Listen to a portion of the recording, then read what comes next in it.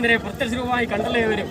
സന്തോഷമല്ല ഇങ്ങനെ ആയതുകൊണ്ട് എന്റെ ക്രോധം ശമിക്കാനായി പോരാ.